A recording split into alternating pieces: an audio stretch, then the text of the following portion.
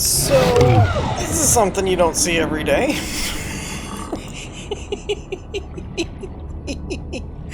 I've been hanging out in the Creepvine area, and apparently the Stalkers are not happy about it.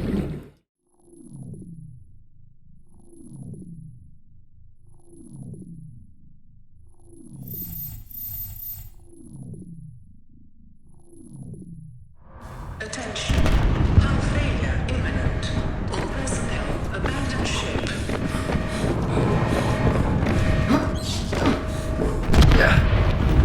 Launch in 3, 2, 1.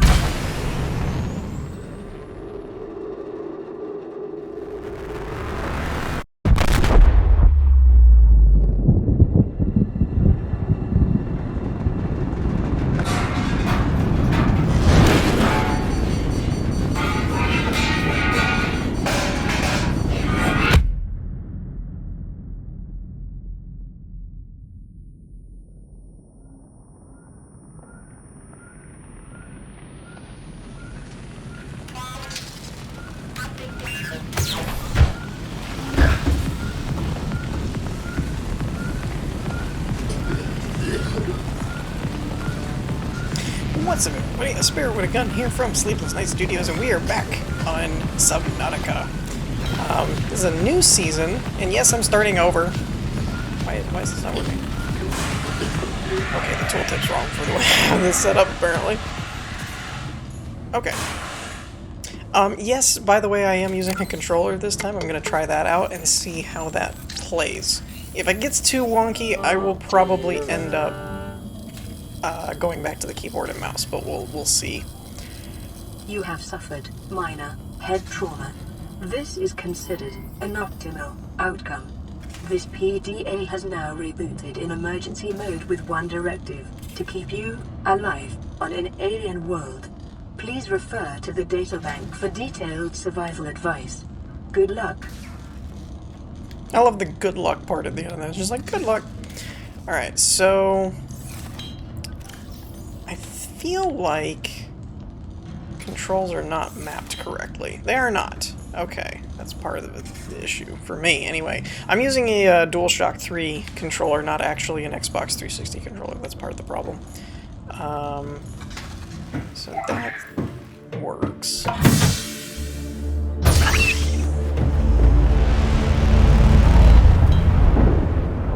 Alright, so one of the big reasons I'm starting over is... The Aurora suffered orbital hull failure.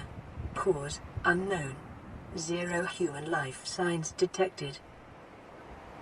As I was saying, one of the big reasons I started over is because I have not actually played through the story since the game actually launched out of early access, and although I know most of you probably have seen all this before, I've never done an actual full playthrough of the storyline, so I'm going to focus mainly on that, and then when we get to the end of the storyline, if you guys want to see more, I will probably start the Below Zero expansion, but I haven't finish this completely first. So I'm not going to be doing a crap ton of base building in this playthrough because of that. I'm going to do what's necessary, obviously, but I mean, like, I'm not entirely going to be focused on it completely with making huge sprawling bases and all that kind of stuff. So yeah. Mainly going to be focused on the storyline, so I will probably be cutting out a lot of the filler, grindy, trying to find and farm materials, and I'm also going to be trying to shoot for a 15 to 20 minute episode length instead of the really long ones I usually did before. So we're going to see how this goes. So the first thing we need to do is figure out what's next. I've kind of forgotten. We have the Aurora and all that.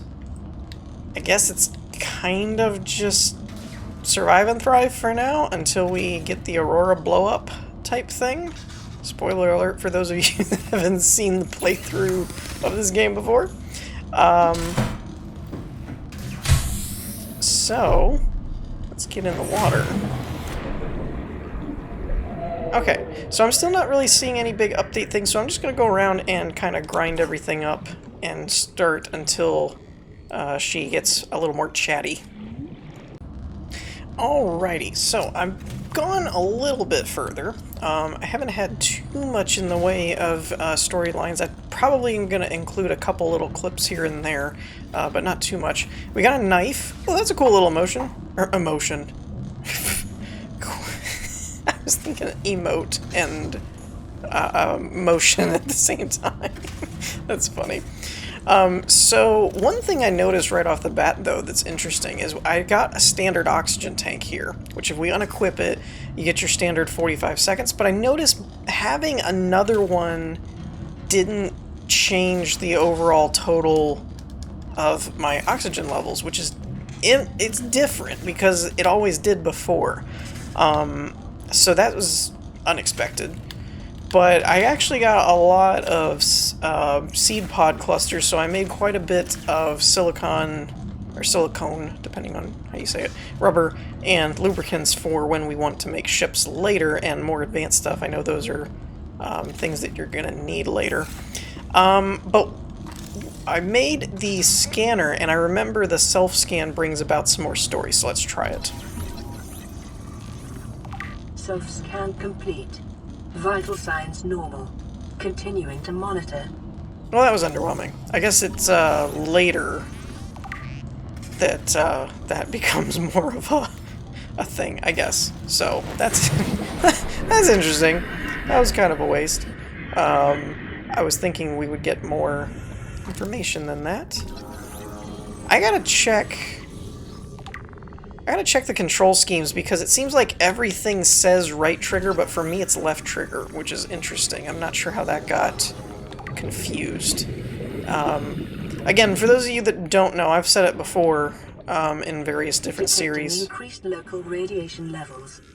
Trend is consistent with damage to the Aurora's drive core, sustained during planet fall. Okay, so we know that's damaged now. But I've said it before in other playthroughs of this, and other games like Elite Dangerous and all that kind of stuff. I usually use a PS3 controller on my PC, and I use the drivers and stuff for the Xbox controller, so the system thinks I'm using an Xbox controller, but I'm not. So that's probably why it's saying right trigger, and it's not working right. It's probably something in the driver configurations.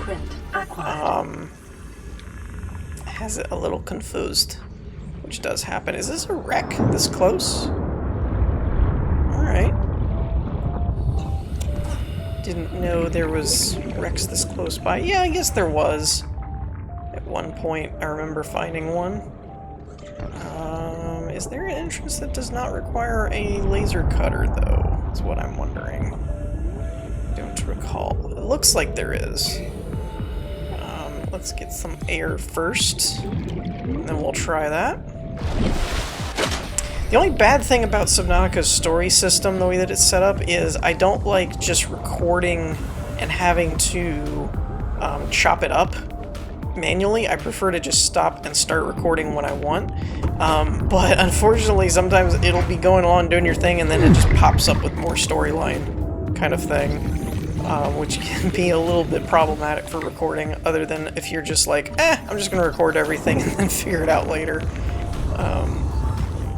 So I'm hoping that I won't miss anything, but I'm kind of trying to do a little bit of a mix of both. I'm stuck. Integrating new PDA data. Stuck. I'm trying to figure out what the surface button is, like the jump button. Because usually that would be the button that you would push to swim up out of the water. And I can't seem to find it. That's weird. Again, I think my controls are kind of messed up, but that's probably on me. Let's get in here and read our newly acquired PDA thing. Let's see what that tells us. Blueprints. Oh yeah, because I scan stuff. Whoop-de-doo. Okay. Apparently I found the screenshot button, although I didn't mean to. Data download. Degassi survivors. I feel like we read this before. Crew manifest Paul Torgal. Let's see. Paul and his crew fell out of contact with Mongolian authorities close to a decade ago. The Torgals were a resourceful and powerful clan, and the ship was well equipped, so their survival is considered likely. However, multiple vessels passing through the system have since attempted to trace the ship to no effect. It is hoped the Aurora's superior scanning suite can do better. Made majority shareholder in Torgal Corps by his mother upon her retirement. This would be Paul, I guess. Interaction with Altera limited to infrequent charter munitions deliveries. Beneficiary of life extension technologies, that's fun. Accompanied by his only child Bart, 19, heir to the Torgal Corporation. Emissary Kassar reports Torgal often traveled with a skeleton crew and was known for making rash but profitable decisions. Inadequate system maintenance or straying from its planned route may account for the ship's disappearance. So, that's interesting. Let me know, for those of you that have played through the story before already, let me know if the codec datapad things like that really hold a lot of information, or if they're just kind of filler, because if they're not really super integral to the storyline, I may just skip over them in the interest of expediting, so that I don't have to take up as few of episodes as possible getting through the main storyline before we move on to the below zero thing.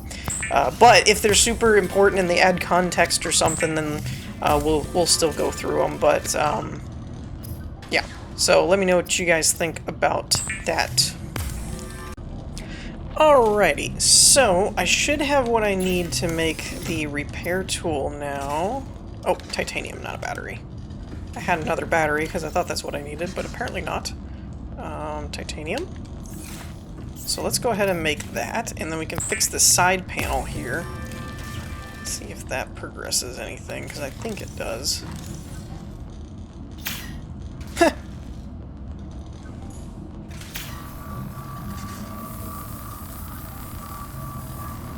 Should get the pod back online. Lifepod secondary systems online. Running full environment diagnostic and outputting results to databank. Databank, alright. Environment scan, ocean, category 3, ocean, planet, oxygen, nitrogen, atmosphere, extensive biodiversity. Safety warning, may support Leviathan-class predators, water contaminated with high levels of foreign bacteria. Planet is beyond Federation space rescue, unlikely. It is not recommended to explore this environment without hazardous material suits and extensive support apparatus. Well, that's comforting. Actually, let's see, do I still need the blueprints? It looks like I do. I don't see anything for the radiation suits or whatnot. So I'm guessing I still need blueprints for that stuff. Unfortunately. Well, actually, let me check. I should have it in my blueprints then. Cooked equipment. Nope. Tools. Nope. Machines. External. I don't see anything that looks remotely like the rad suit or anything, so I guess we still have to figure out how to make that. Okay, so I was out swimming around, hoping that waiting for the story to kick in again, and I was like, man, this is taking forever. I thought you got more story right off the bat than this. I got quite a bit more of like the creep vine, some salvage stuff, things like that.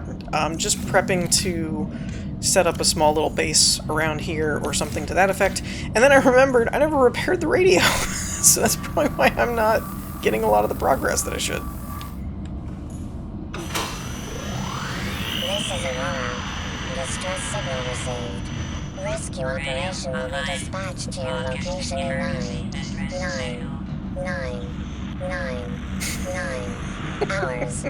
Continue to monitor for emergency transmissions from other life pods. So, yeah, I love that part, because it's like, you'll arrive in 99999 hours. But, at the same time, we should actually start getting some more responses from that. So, that'll be kind of cool. Ooh, fiber mesh. Alright. That'll be kind of cool because that should help us progress the story a little bit, because we should get more distress signals and other life pods and things like that, so we should have another source to progress other than just waiting around for the Aurora's inevitable explosion. Alright, what is this flashing with?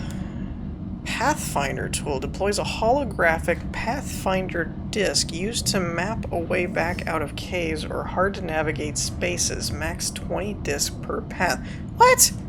That's new. Alright, well that's cool. Did not know that was a thing. Oh, you can make first aid kits out of fiber mesh now. It's like making bandages. Alright, that's cool. Well, that gives you a lot easier way to get bandages. So that's some things that have changed over the last few updates, I suppose. So, this is something you don't see every day.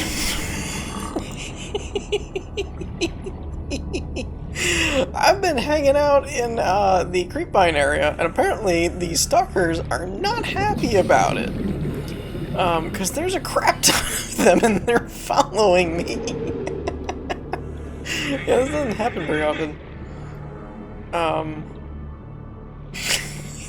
Yeah, I was actually looking for some silver, which I think I'm going to still keep looking for here. Make one more run now that it's daylight. I was doing it without my flashlight, mainly because I haven't made one. I did find that for me, the L1 button seems to be, or the left bumper, I guess, for most players, seems to be the float upward button. So that's kind of good to know.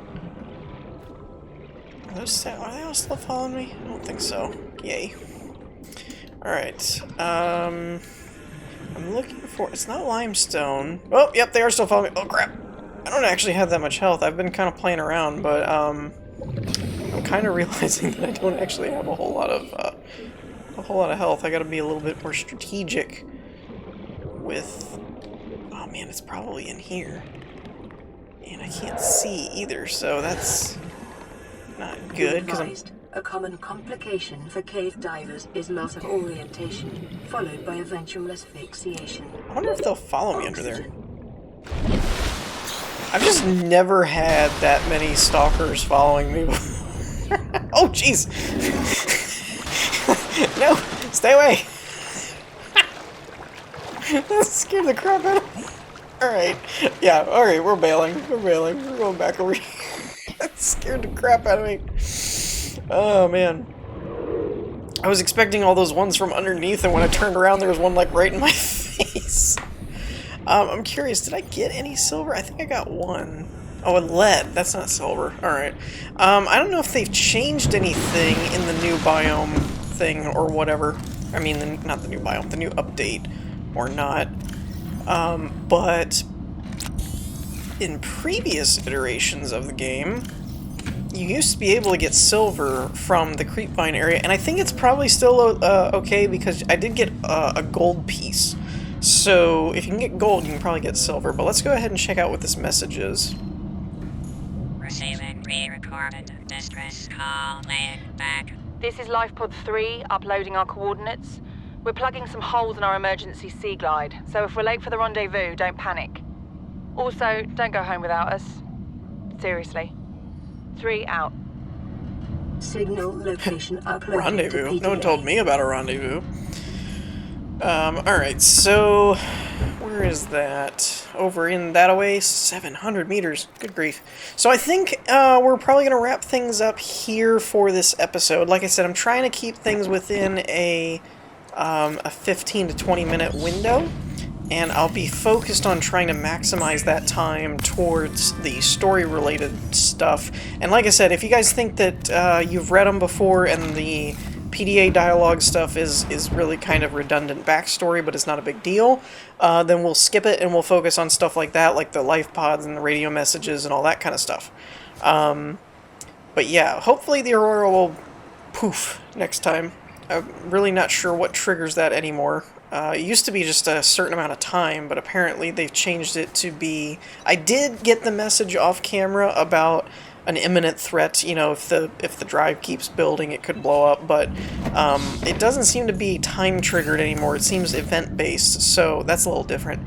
But I think in the next episode, I'm going to target trying to get a couple pieces of silver, because that should be all I need to make the building tool, because I need a wiring kit. And the computer chip I basically have covered already, because I've got the table coral, I've got enough copper to make the wiring and all that, so we should be good on that. But I will need some silver, which I probably either have to go to the red coral or the red grass area or the creepvine area and do some more digging.